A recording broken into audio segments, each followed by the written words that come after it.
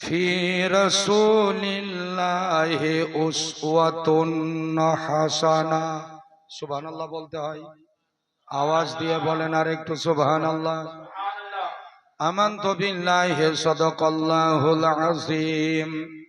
وقال الله تعالى في شأن حبيبه الكريم إن الله وملائكته يصلون على النبي। এখানেও বলতে হয় সুবহানাল্লাহ। ইয়া আইয়ুহাল্লাযীনা আমানু সাল্লু আলাইহি ওয়া সাল্লিমু তাসলিমা। মহব্বতের সাথে আওয়াজ দিয়ে পড়েন আল্লাহুম্মা সাল্লি। ইকোটা একটু বাড়া আছে, অল্প কমাও, ইকো একটু কমাও, আর মনিটর আর একটু বাড়াও। মনিটর আমার স্পিকার সাহেব একটু অফ হবে, আপনারা একটু চালু হন। আল্লাহ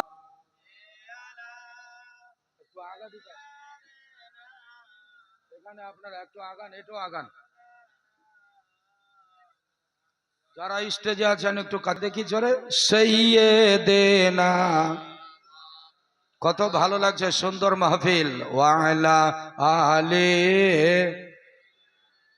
আপনারা দরুদ পড়ছেন, লোকগুলো ভিতরে ঢুকছে, বলেন না আল্লাহুম্মা সাল্লি আলা। এই বক্সটাও ঘোরা না আমার দিকে রে বাবু, এই যেটা আছে আমার পিছনওয়ালাটাও ঘোরা। মোহাম্মদ ফুলের ওইটা হাঁটিয়ে দাও, একটু আরো পিছনে করো। ওয়ালা আলে। দরুদ শরীফ পড়তে কেন অবহেলা করেন? নবীর পর দরুদ না পড়লে নবী খুশি হবে না। ওয়ালা আলে সাইয়্যিদেনা বলো মাও। নবীর পরে দরুদ পড়ি, নবীকে চোখে দেখি না।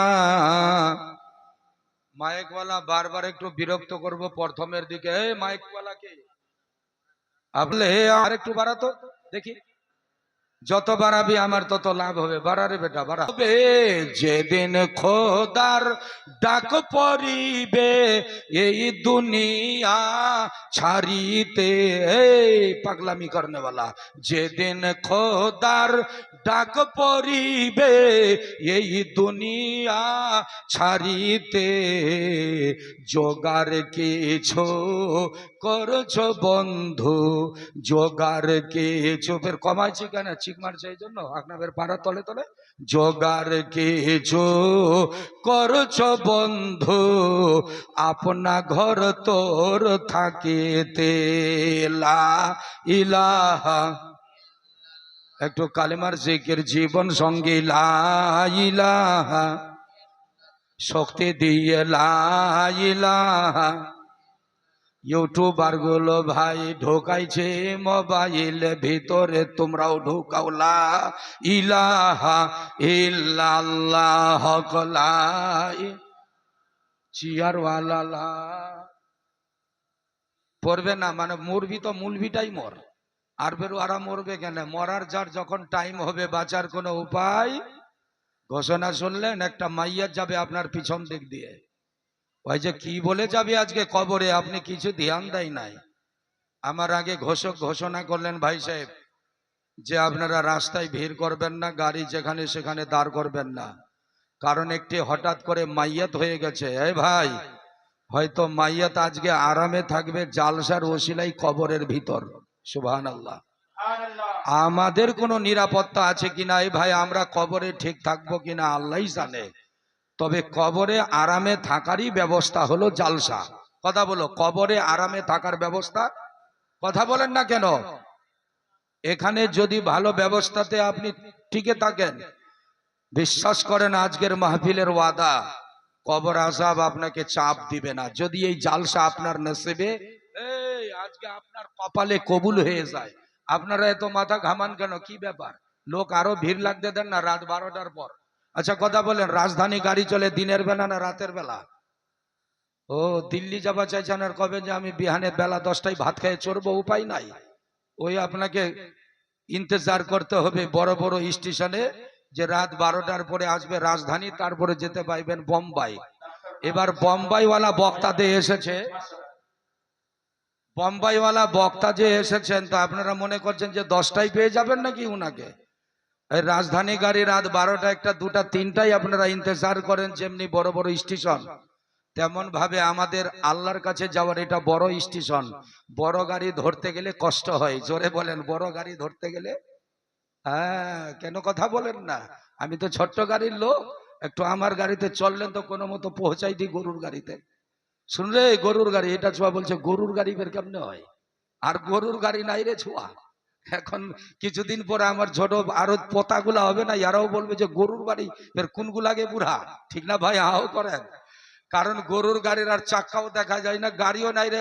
গরুর গাড়ির পর বিহা করনে वाली বুড়িয়াটি, তোগরেও গরুর গাড়ি, পতারা বলবে যে কোন গরুর গাড়ি গে দাদি।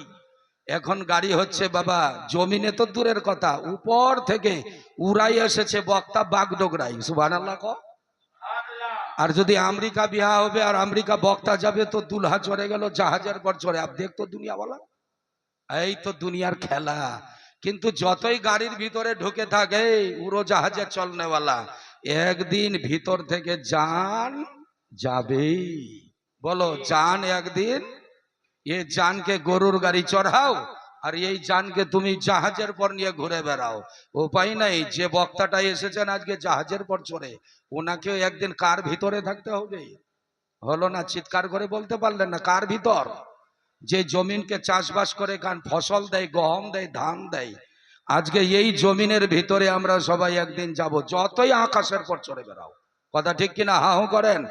যার জন্য বসে যাও, এ তালবিলিম বদমাশি চলবে না, বসে যাও বেটা। আমি বুঝতে পারছি আমার পরে উর্দু বক্তা, আমি এখন বাংলা বক্তা, আর মাঝখানে কিন্তু দেখবেন ঝনকারওয়ালা আপনার শায়ের। সুবহানাল্লাহ, জোরে বলবেন না সুবহানাল্লাহ? আমার আগে একটা নাতিয়া কালাম বলছিল উর্দুটা, ভাবছি যে পুরা করবে, কিন্তু না, চমক দিয়ে ঝনকার দিয়ে চলে গেল ঝনকার শায়ের। সুবহানাল্লাহ বললেন না? আরে জওয়ানির আওয়াজ জওয়ানির মতো হয়, কথা ঠিক না? হা হো করেন।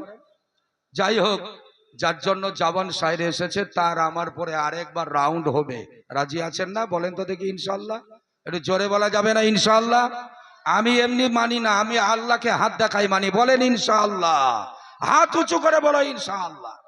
মাশাআল্লাহ, পিছনওয়ালা যারা আছে ওরা বলছে আমরা রিয়াই পেলাম, হাত উঠাতে পারলাম না। হাই রে, হাত দেখানেওয়ালা মুসলমান আমি দেখতে চাইছি না, দেখবে কে? আল্লাহ। দোয়া করি যারা হাত দেখালেন, আল্লাহ যেন এই হাতটা আমাদের এই মাহফিলের ওসিলায় আল্লাহ আমাদের বেহেশতি বলে কবুল করে নেয়। একটু জোর গলায় বলবেন আমিন। কালেমা শরীফের জিকির করতে অফ হয়ে গেছেন, চলেন একটু কালেমা পড়তে পড়তে যাব ওই দেশে, যেই দেশে নবীজি কালেমা পড়াতে গিয়ে নবী মার খেয়েছেন। এই নবীর উম্মতি, দিন ধ্যান দে। তুই এবার খাচ্ছি আর কি দেখাচ্ছি আমাকে বুট্টু, খবরদার খাবি না। ওকে খাচ্ছি আর তোর পেট ফোলা বারাম করবে ওই ছেলেটা, ওকে দেখাইছে আর ওই খাইছে।